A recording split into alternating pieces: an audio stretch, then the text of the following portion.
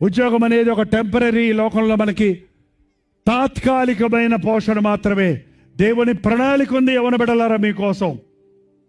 అది మీరు ఎరిగితే మీరు ఎక్కడుంటే అక్కడ 100 ఫలించబడతారు. ఇస్సాకు అన్య దేశంలో ఉండి, కరువు కాలంలో ఉండి విత్తనం వేసినప్పుడు 100 ఫలించాడు. ఎందుకు తెలుసా? దేవుడు అతనికి తోడయ్యడం వలన అంతకంతకి మిక్కిలి గొప్పవాడకు వరకు అతడు ఆశీర్వదించబడ్డాడు. హల్లెలూయా. మీరందరూ సాధారణమైన ఉద్యోగాలు కాదు, ఈ సంవత్సరం 2 సంవత్సరాలు ఉండే ఉద్యోగం కాదు.